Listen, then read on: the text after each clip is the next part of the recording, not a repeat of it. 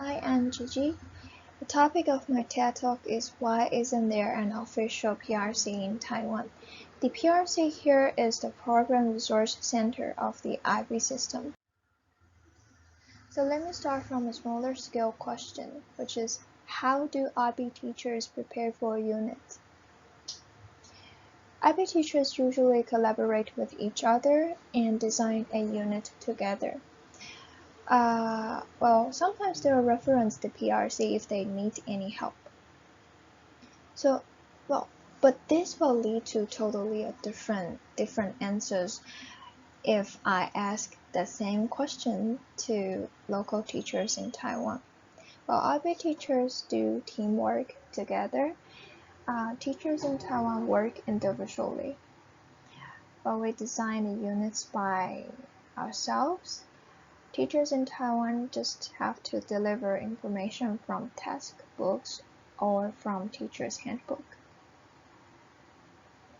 And IB system is based on MYP framework, which is much more flexible, but 108 guideline in Taiwan is more like a rule for teachers to follow. Why is it so different? I would like to analyze from the superficial reasons to the deeper ones. Can't teachers in Taiwan design curriculum by themselves? Do we really need that teacher's handbook to support our teaching? Why isn't there an official or supporting platform like the PRC in IB system for Taiwan teachers?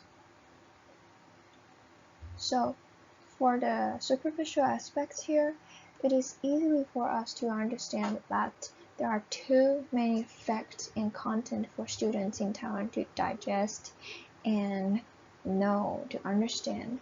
They actually are suffered from very heavy study pressure, aren't they? Or we can ask, aren't you? And are these students really learning something? Do you still really remember all the things that you learned from high school, especially math? And are these in this situation, teachers just need to teach more as they can to cover all the content for tests? Well, this situation is mainly traced back to our long history of imperial examinations.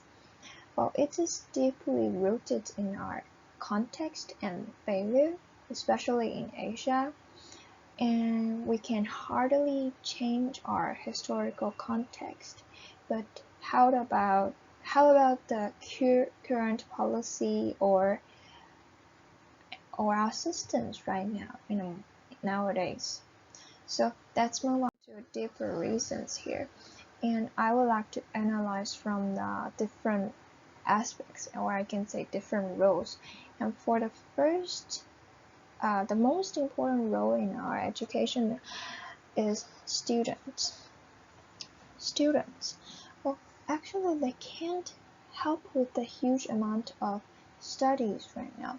And according to my experience and observation, they're just gradually losing themselves.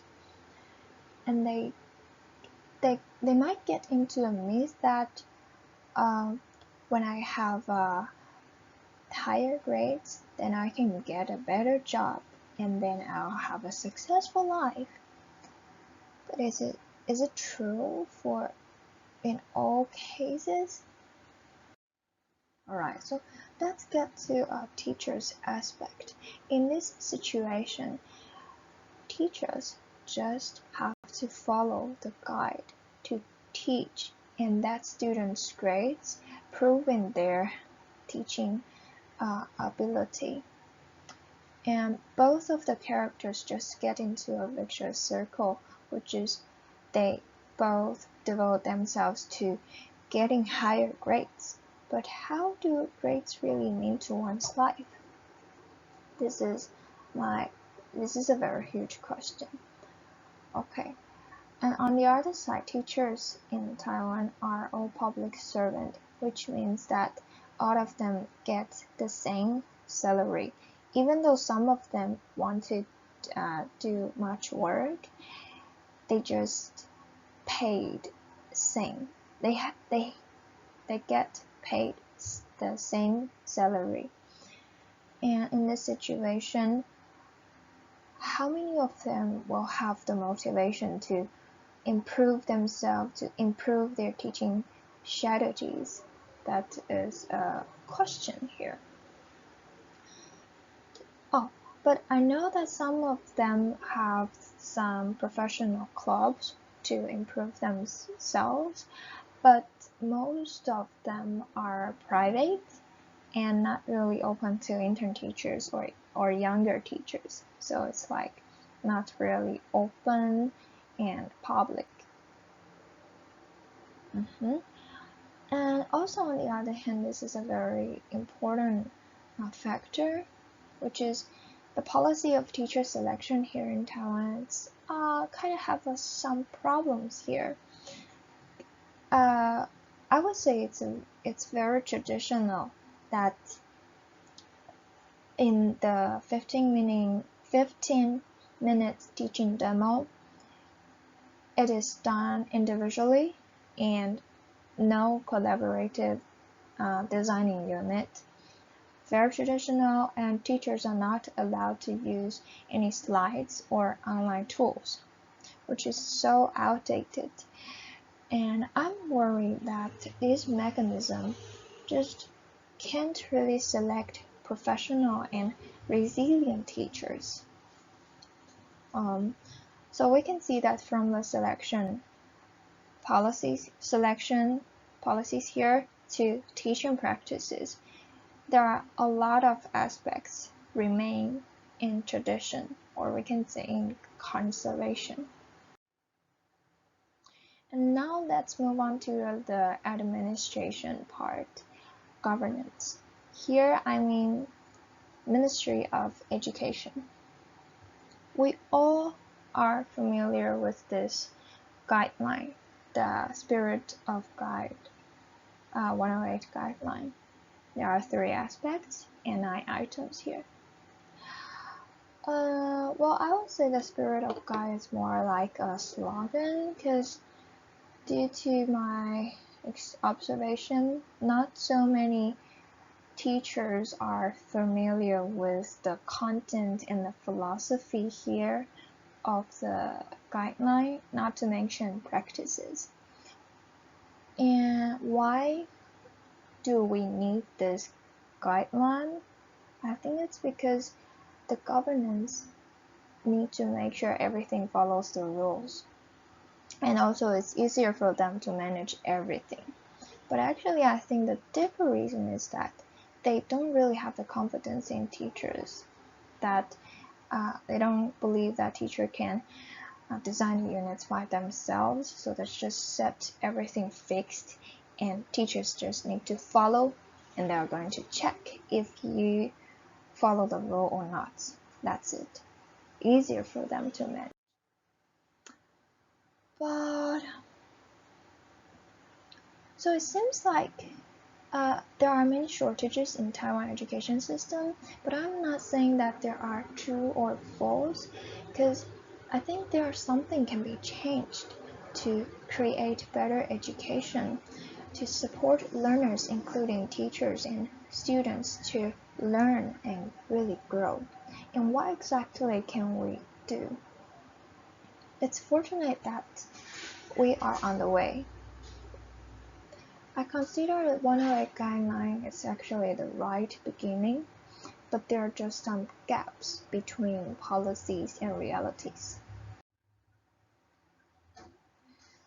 We can't really change the culture, but we can, initiative in the classroom, because teachers are at the first line. We are actually small, but we are also powerful in the classroom, because we can make the direct influence.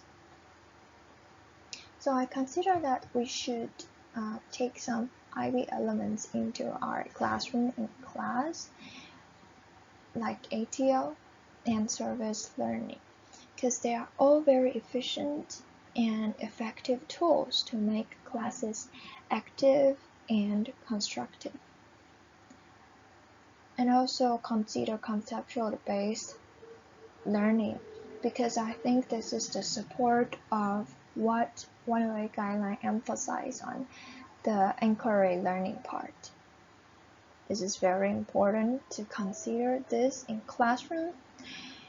And the most important one is that we should take back the flexibility and professional autonomy to make teachers themselves to teach in confidence and in happiness, because the motivated mood can be contagious in classroom and even a community in school.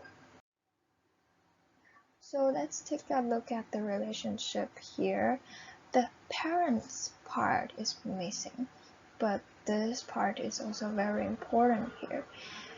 Sometimes we think that parents are conservative, but actually parents do care about our education, but they just lack the correct platform or media to understand the official policies. So they feel powerless, and sometimes they just lose their confidence in teachers and the Ministry of Education. That's why we have some obstacles while transforming our education. And here goes to the final factor of the challenges and obstacles that I mentioned, which is communication and consensus, which is like a platform like PRC to play the role for us to communicate with each other. And I think beneath the 108 guideline system, fully communicating are still very important. PRC may be the capstone, the capstone of our education in Taiwan. They can connect our policies, very beautiful beginning of our education transformation, to the reality, the practice part. And that's why I want to ask this question. Why isn't there an official PRC in Taiwan? And we can manage it, and this will become the capstone experience in our education in Taiwan. Thanks for